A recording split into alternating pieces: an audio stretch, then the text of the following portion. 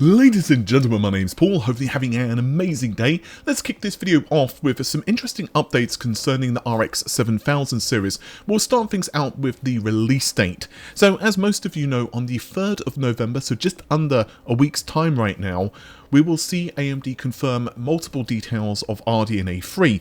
AMD have been hyping this event quite a lot actually recently and have been retweeting it, really making certain that everyone and their mother who's interested in PC gaming is going to watch the event. This is not too surprising, of course, because they're basically launching after Nvidia, and it's very interesting because obviously Nvidia had the RTX 4090, glut at launch, but then since then the supply for the 4090 has basically been a trickle. It'll be very intriguing to see what the 4080 supply is like, but we'll talk more about Nvidia in just a moment. So in terms of the release date, early indications were it would be around the 20th or 27th of November, with both myself, Grayman, and many others stating that same date. But interestingly, it seems to have been postponed yet again, and now it seems to be between the 1st and 5th of December.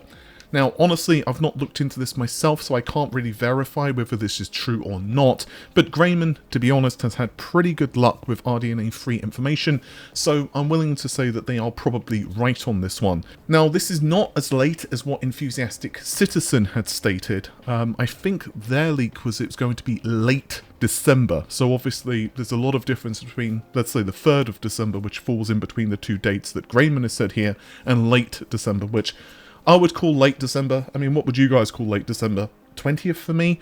So yeah, it's going to be very interesting to be honest, what AMD's launch strategy is going to be for RDNA 3, especially because they know the 4090 Ti is waiting in the wings.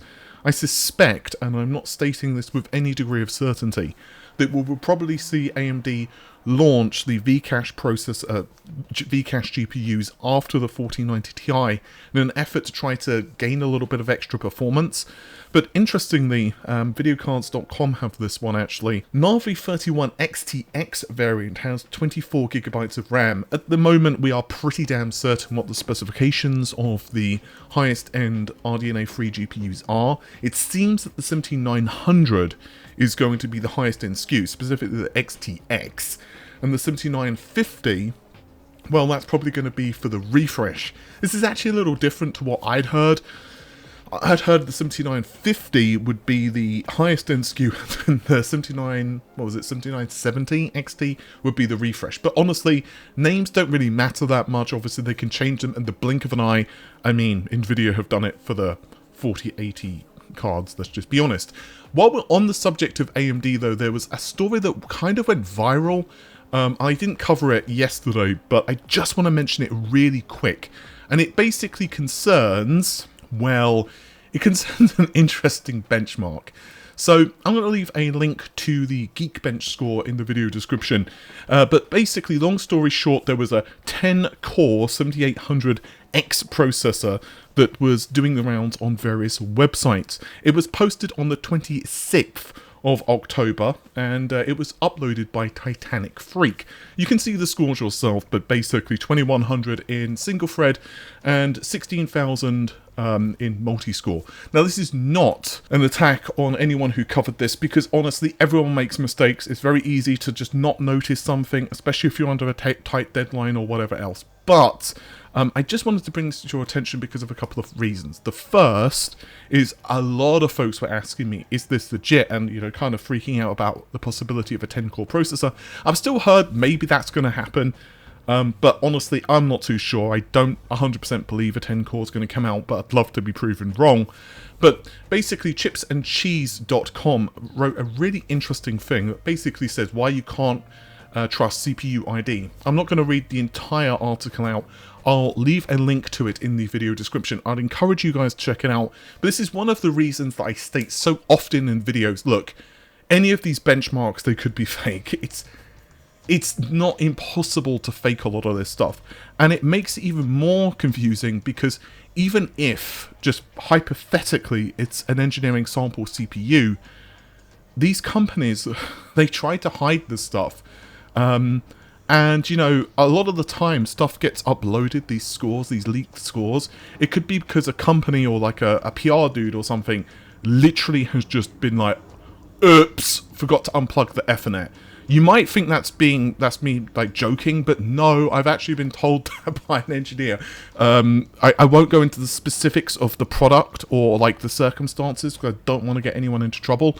But there was an instance I was speaking to an engineer, and they weren't giving me leaks or anything. We're just talking about things, you know, for the lols. And they happened to mention that, you know, they've seen more than one score of like unreleased products when when PR people get their hands on stuff, or, you know, basically just things go like kind of pear-shaped because they just don't realize that it's not, well, they just don't realize that the system doesn't have internet or whatever, or they're like, oh, I just need internet to download this, like, you know, this update for Windows or whatever the hell they're doing, I don't know, and there you go, that's what happens. Speaking of, things that happen, let's talk about the RTX 4080 12GB, shall we? I'm not going to spend too long on this because of the product, which, at least in its current state, is never going to see the market, but we'll talk about that in just a moment. So someone has managed to procure a 12GB RTX 4080. And obviously these results could be fake, but this user has already leaked products previous to their launch. So I would be surprised if it wasn't legit, let me just say that. And as for the performance figures, well, essentially what you can say is that it's basically about on par with a 3090 Ti, a little bit slower, depending on the resolution and other things. It's, you know, essentially it's a little bit slower than the 3090 Ti. And it's like, it's an interesting product. Like, Nvidia's product stack, and I've said this for quite a while, the 4090 to the 4080 16GB, I mean, it does depend on the application, but we're looking at quite a lot of, you know, it's basically 30% roughly performance lost. So I'm going to be very interested to see what happens with the 4080 Ti, especially with the pricing, because the thing is, the pricing is also the weird thing about Nvidia's product stack. So I'm going to be very interested to see how Nvidia actually changes this going forward, especially with the 4090 Ti. Obviously, we know the 4090 Ti is going to be incoming at some point or another. It's inevitable. It's basically Thanos at this point. I've heard that it's going to be low $2,000 US, but I pay absolutely no mind to that at all, because again, prices can change absolutely last minute. What I've heard through the grapevine, and this is not exactly like, gee whiz, this is really, like, you know, insightful, but I'm just going to mention it real quick. I've heard that the 4080 12GB is obviously going to become the 4070, like, that's bloody obvious, but there are going to be some changes to the specifications. Now, I don't know what those changes are going to be. Apparently, Nvidia themselves haven't 100% decided what they're going to be. There could be changes to either the memory specification, perhaps it's going to be cut down, or the number of CUDA cores or whatever. Again, it's not been decided yet. I suspect the reason they haven't made these decisions, you probably guessed it yourself, RDNA 3. They can't exactly copy and paste the specs from the 4080, simply from the 12GB variant, because, well, it's just reinforcing the fact that this was a 4070 all of the time. And that's kind of the weird thing, like, I had this discussion actually with someone a few days ago, and I was like, you know what? The 40 series is an incredible graphics card architecture, and it genuinely is perhaps one of the most impressive releases that Nvidia have done in a long time. The problem is, like, the PR around it, they've, at least in my personal opinion, this is my personal opinion, it's not been handled too well. There's been multiple egregious things. The 4080 12GB is the most obvious. I think the prices of some of the cards, especially the 16GB and well, actually more the 12GB, to be honest with you, is a little too high. Obviously, they're dealing with this whole power connector thing at the moment. I'm not really going to comment on that because I keep hearing different things as to the cause, and honestly, because I haven't been able to get hold of a 4090 myself at this point, I'm still trying.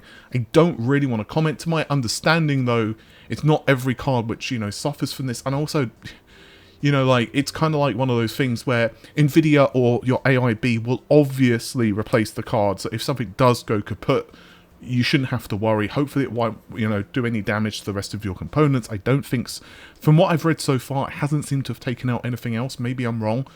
But yeah, I mean, I personally think that RTX 40 is an amazing graphics architecture. How well it performs against RDNA 3, I don't know. From my personal understanding so far, speaking to multiple sources, I don't think my opinion on the performance matters changed too much. The only thing I cannot get a good answer in is to the ray tracing performance of RDNA 3. I cannot get an answer on it. I've heard everything from it's kind of disappointing to it's pretty damn impressive. It's not as good as Lovelace, pound for pound, but it's still really good. But a lot of that can also be explained by things like drivers, optimization, you guys get the idea. The other thing, and I really stress this as well, is I don't think AMD are going for like the ultimate level of performance. Now, I think it's going to be able to beat the RTX 4090, or at least be on par roughly in raster. It's probably going to depend on the game engine, the resolution, and multiple other factors, but my guess is that it's probably not as fast as the 4090 Ti, but God knows what happens when we're talking about the Vcache variants, because I think the performance figures I've got thus far are for not the Vcache variants. It's going to be very interesting. I've already heard through the grapevine that RDNA 5 has actually entered preliminary design stages. Yeah, you heard that right, RDNA 5. It's not really surprising. I mean, RDNA 3, you know, it's basically out at this point, right? It's like, it's not like they're going to be like, oh, we need to add a whole bunch more ROPs to the design. Like, it's too late. It's done. Like, you know, the design is not just finalized. They're literally making the damn things. So that's not happening. So RDNA 4 is obviously coming along quite well. So we know that generally speaking, they're operating, you know, on this, like, you know, leapfrog design system. They've employed it really well with Zen. So I think they're doing the same thing with RDNA 5. I think RDNA 4 is pretty much set in stone at the moment of what the specifications are. I don't know everything about RDNA 4. I have got some early preliminary stuff, so I'll probably release that in another video. RDNA 5, I know absolutely nothing about it, but two sources who were really correct on stuff before have both told me that RDNA 5 has entered design stages. Again, don't get too excited. That thing is not coming out for a long, long time, but I do think it's kind of entertaining. It's going to be very interesting to see what RTX, I don't know, 60, I guess it will be at that point. I mean, assuming we don't get some refreshes in between that, I mean, who the hell knows? I mean, I'm not saying this as a leak. This is just me making something up. I want to be abundantly clear. This is not me saying this, but if RTX 40 gets a refresh and Lovelace gets like whatever changes, I don't know what, you know, they make it show a dinosaur every time it, you know, you start a game, which I think would be kind of cool. And they call it RTX 50.